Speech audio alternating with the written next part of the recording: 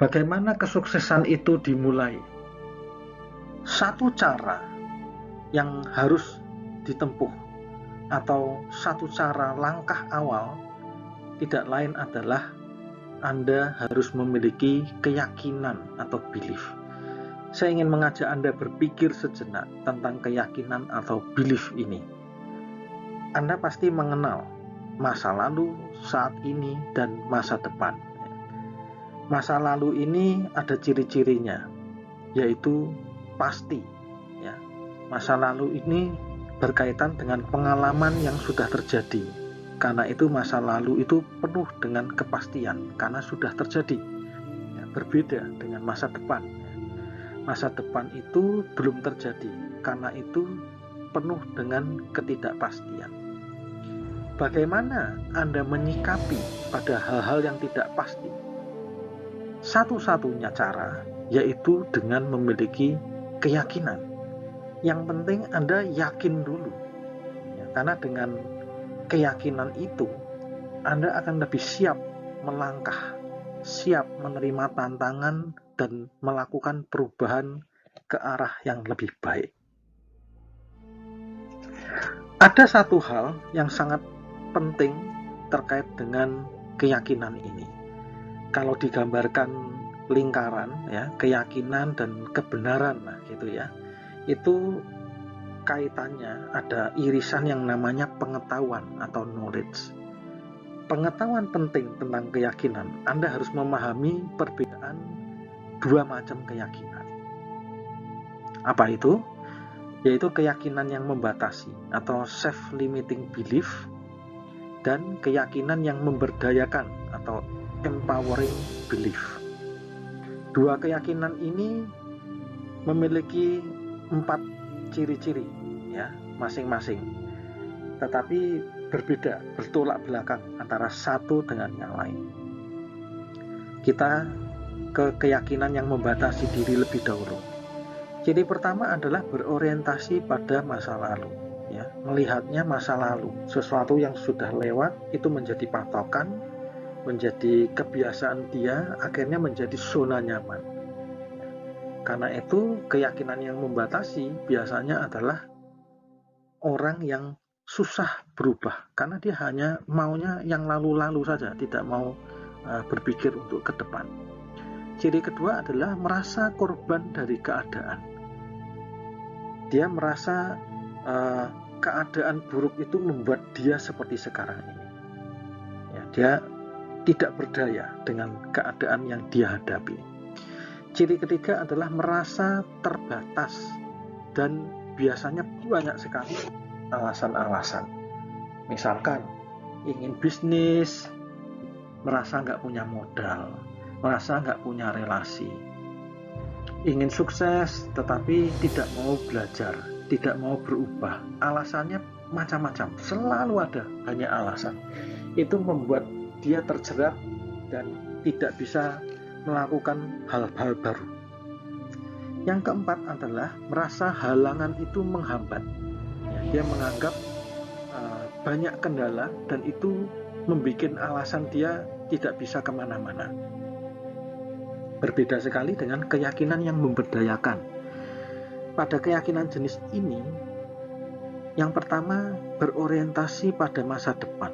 Jadi dia bisa melihat kemungkinan-kemungkinan baru. Ya, itu yang membuat dia selalu terbuka, mau belajar, mau mendengarkan, mau mencoba dan berusaha. Ya, ciri yang kedua, merasa bertanggung jawab untuk melakukan sesuatu dengan lebih baik. Jadi dia tidak menghabiskan energinya untuk meratapi diri, ya, mengalami keadaan buruk, meratapi diri menjadi korban, tapi bertanggung jawab untuk melakukan sesuatu yang beda, sesuatu yang baru, untuk yang lebih baik. Ciri ketiga, banyak alasan untuk meraih tujuan. Karena alasannya banyak, motivasinya banyak. Jadi dia sangat kuat karena memiliki motivasi yang bagus. Itu menjadi motor, daya penggerak dia untuk terus melangkah dan berusaha. Ciri keempat, merasa halangan itu kesempatan untuk belajar, untuk tumbuh dan berkembang. Jadi dia melihat kekurangan, masalah, itu problem solving, ya. Jadi itu kalau masalah dipelajari akan menemukan solusi, dan itulah yang namanya kemajuan yang akan membawa dia pada kesuksesan dalam hidupnya. Apakah sesulit itukah untuk memulai segala sesuatu? Apakah sesulit itu kita memiliki keyakinan yang mendukung kita untuk sukses? Tadi Anda sudah belajar mengenai perbedaan keyakinan yang membatasi dengan keyakinan yang memberdayakan. Apakah sulit kita mengubah diri kita dari keyakinan yang membatasi ke keyakinan yang memberdayakan? Kabar baiknya ternyata tidak sulit kalau kita tahu caranya. Ya, jika tidak tahu caranya, kita akan mengatakan hal itu sulit. Apa itu caranya? Cara memiliki keyakinan yang memberdayakan adalah pertama kali adalah mengubah pola pikir atau mindset Anda. Lalu setelah itu Anda melakukan pemrograman pikiran bawah sadar melalui hipnoterapi. Saya akan memberikan sebuah ilustrasi menarik tentang perubahan pola pikir. Ya. Diumpamakan seperti air, ya. Anda tahu air? Air ini suatu energi atau power yang luar biasa. Tergantung Anda mau memanfaatkannya seperti apa. Jika Anda mungkin pernah melihat bencana alam, banjir atau tsunami, itu air, ya.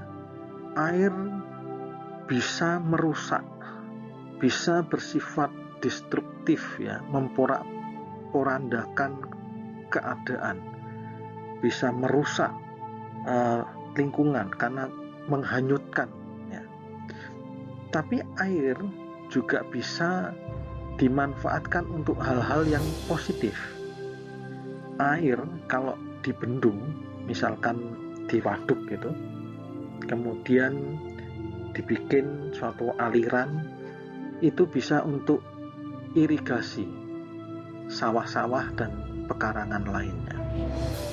Air juga bisa dipakai untuk membangkit listrik, ya, sehingga bermanfaat bagi masyarakat. Demikian juga dengan keyakinan, ya. Keyakinan yang membatasi maupun keyakinan yang memberdayakan. Dua-duanya ini merupakan keyakinan yang sangat kuat. Semua jenis keyakinan itu kuat. Maksudnya begini, jika Anda yakin bahwa diri ini tidak bisa, tidak mampu, mau berusaha apapun pasti gagal, lalu Anda merasa yakin bahwa Anda tidak bisa, itu Anda benar. Anda benar-benar yakin tidak bisa, benar, memang benar-benar Anda tidak akan mencapai apapun. Keyakinan yang kuat dan membatasi itu benar-benar akan membatasi diri Anda. Sebaliknya, jika Anda memiliki keyakinan yang memberdayakan, Anda melihat dunia ini begitu indah. Semua masalah bisa diatasi. Semua pekerjaan ada problem, ada hal-hal yang menghalangi, itu semua adalah tantangan, sarana belajar untuk lebih baik. Anda yakin bisa menjalani semuanya dengan lancar dan lebih baik. Anda benar-benar yakin, dan itu benar.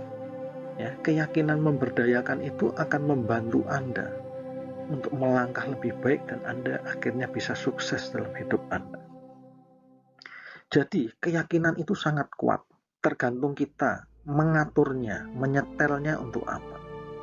Ya, pola pikir itu adalah menyetel keyakinan. Ya, jadi Anda harus paham dulu pola pikirnya mau ke arah mana. Setelah Anda paham bahwa hal ini bermanfaat dan Anda membutuhkan keyakinan yang memberdayakan, langkah selanjutnya adalah Anda lakukan pemrograman pikiran bawah sadar melalui hipnoterapi.